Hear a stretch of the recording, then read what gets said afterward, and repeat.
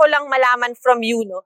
Ano yung nakikita niyong, kumbaga maganda sa mga breed ng players ngayon? Kasi nakakwentuhan ko to si John. Kinuwento niya sa akin kasi 'di ba, ngayon ang dami ng skills coaches, 'di ba? Andiyan ang better basketball, nandiyan ang true focus. Tinanong ko kay John, nung panahon mo, syempre wala naman yung mga skill na yan. Paano ka? Kinwento niya, ikaw magkwento, yung piso. Ikwento mo sa akin. Yung sabi nga, data. Na wala nga, na wala talang skills that time. So, yung kabataan ko, ang parang nalulukop na namin is yung Milo Best. Kumbaga, yun lang pinaka. Siyempre, yung Milo Best, nasa Manila. Nasa province lang ako. So, pag may extra kong pera. Taga saan ka? Taga Binawang Rizal. So, Okay. shoutout dyan sa mga grotto tsaka sa mangga sa kinalakihan ko dyan. Yung nga, pag may extra ako 5 piso, binibigyan ko lang, wala ka mang gagawin. Bata, abuto mo ang bola, 5 spot, 10 shoot lang yan, o 5 piso, tapos yung saglit lang yan. So, kumbaga, yung hard work na yun, dala-dala pa rin ng John Wilson yun hanggang ngayon sa court, di ba? 50 years after. Go again, John. Speaking of hard work, actually, si John, I played against him, and before when he was in Gensan, nakita ko siya like, di ba nagkaka-tune up tayo against Marikina? Yes. He's always there first. Like, I see nag-shooting ka, and I know you also hit the weight room. So, in terms of hard work, ano yung pinaka-magandang advice na pwede mo ibigay sa mga katulad ko na younger generations for us to go up against yung mga veterans? So, nakikita ko ngayon kasi ito sa mga bata ngayon. So, maasa lang sila sa team practice. So, yung level ng basketball na is hindi sila nag-level up. So, kung hindi naman sa pag-ayabang, kung katulad nila ako, yung mga other players like Kip Ravena, Kembao, na talagang may work ethic everyday. So, yung nga, everyday shooting, MWF workout.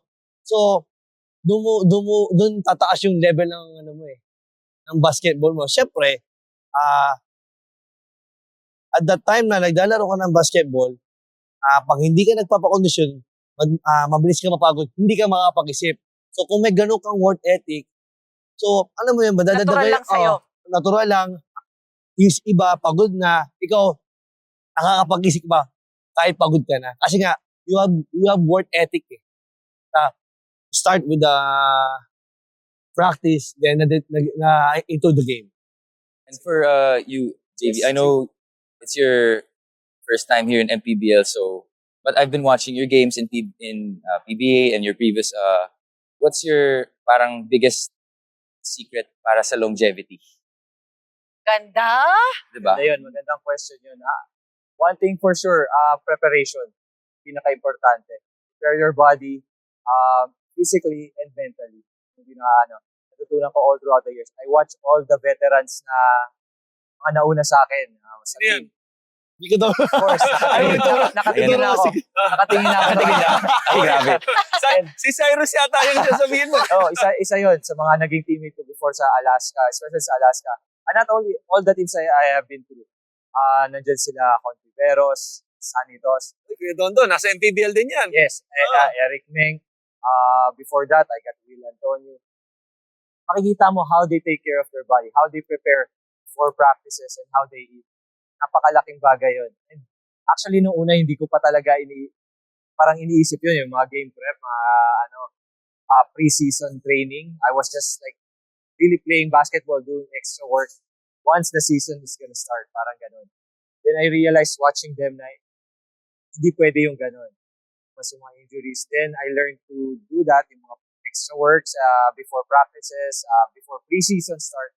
I learned to work on my body. Then na-prolong yung career, and that's the time na naisip ko, that's the key on how to, para ma-develop yung team mo. Okay. Nice. No, ano na naman? Nagme-meal prep ka din ba dati? Or? Oo, nakikita Hanggang ko ngayon. yan. Ay, grabe. Witness ako, nakikita Pero ko siya. alam mo excited na ako. Yung schedule natin so far, May pa lang. Yung June, malamang ginagawa na. Schedule na ba kayo? Kasi na-imagine ko na yung matchup nyo, halimbawa ni John Wilson, habang binabantayan mo siya, tapos sabihin sa'yo ni John Wilson, naalala mo ba nung in-interview mo ako, wag mo akong bantayan. Hindi, pero Bantayan mo yan, ha? speaking of Hindi na. speaking of bantayan, gusto ko lang malaman sa kanila, you've had 5 games so far? Ilang games na kayo so far? 5 games. Meron na ba kayong mga, uy, magaling tong batang to ah. Siyempre si John has been with the MPBL for a while. Pero ikaw, JV, sino na yung mga nakita mong mga bata na nakitaan mo ng potential? Ganyan, na pag-usapan nga natin na si Puroy. Yes. Believe ka kay Puroy din, as a teammate mo. Medyo specific talaga ako sa guards kasi yun Oo. po, position. Sa team namin, Cometa, Gab Cometa, Oo. and Puroy. It's been great. Of course, bata pa, a lot to learn. And willing learners sila eh. So, yun yung isang maganda na nakikinig, marunong mag-adjust. And leaders rin sila ng team. They also speak kung kailangan and never shy about it. So, nakikita mo na nandun sila, nasa tamang Papunta direction sila doon. So, John, ikaw, nandito ka sa MPBL since season 2. Tama? Yung MVP year mo, no? Mula Season 3. Season 3, sorry. Champion kami ng 2. Okay, champion kayo ng 2. Tama. Okay. Now, mula nung dumating ka dito sa MPBL, siguro hanggang ngayon, Pero kasi ngayon, isa to sa mo kung baga, para kang na-rejuvenate, nakikita namin, yung performance mo this year, di ba? Especially yung role niya last year, Nueva Ecija, coming off the bench more, Oo. being a spitfire offensively. Ngayon, Mas ito siya main man. Oo. Ito siya. So ngayon na ganito ka for the season, John, kanino ka excited mag-match up? Sino mga na-excite kang makalaro tsaka maka-match up? Alam mo ang specific player, pero doon ako na-excite sa same work ethic ko. Kasi parang malaman ko rin na talagang, nagkakaida na ba talaga ako? So parang, Sa teams, gusto mo ba makalaban ng Jensen Warriors? Ganyan. Ang dati mong team, Sanwa Knights. Sino pa? Gumagawa ka ng Hindi, I mean, lahat naman excited ako kasi sabi nga ni Sir JB, before the game talagang Sir JB. yung preparation ko talaga into the game talagang nandun. So at that age talagang never naman talaga ako napabayaan since na nag-start ako ng basketball. Ikaw? Siguro ang maganda kay John, hindi niya na iniisip kung sino yung kaharap niya. Iniisip niya ang sarili niya, how he can compete himself, develop himself more. Doesn't matter Sunod na lang sino yung nasa harap niya. Good mindset. Bahala na kung sino Tama. nasa harap niya. Basta ang worry niya is how he prepares it. Alam mo, may kwento ako kasi medyo inabot ko tong dalawang to, obviously. Okay? Napaamin din po si Christian Luanzon. Hindi. Papunta ako dun. Ididiin ko ulit. Habang naglalaro pa kami, okay, courtside ka na nun. Okay? Talagang sinali ako. Okay, so anyway, maliit ang mundo ng basketball, lalo na sa amin, no? Sa players and coaches. And one thing I respect about si Sir JV, no? Ito yung player na sa mga kwento, iba-ibang kwento to iba-ibang kwento to. Consistently na ito yung tipong player na kahit suntukin mo, worst scenario, suntukin mo, which, nangyayari sa laro, hindi babawi sa'yo. Ang ugali daw ay babawian ka sa shoot. Mas matindi yun. Teka lang. Pero may pero. Isang player lang daw sa UAAP napikon yan. Pwede mo sabihin kung pwede mo nang Kilala ko yun. Kilala mo, di ba? Kilala ko yun. Pwede mo nang sabihin. Alam ko, body ko yun. Di ba? Sa isang player lang napikon yan, hindi ko na sasabihin kung anong ginawa sa loob Sabihin mo ng na kung court. sino. Sabihin ko na ba? Oo. Siya na magsalita. Ikaw na magsabi. Kayo na, wala. Hindi ko ni-name drop eh. So anyway, Pwedeng school na lang? Pwedeng school na lang? FEU. Okay, kilala ko. Okay. Guardia. Confirm. Body ko nga yun. Oo nga. Dating MPBL Tama nga. player din, naging coach pa. Alam na. Hindi naman sabihin yun at nag-aantay na kami lahat. Hindi, wag Sino yan. na ba? Alam ko, istorya na yan.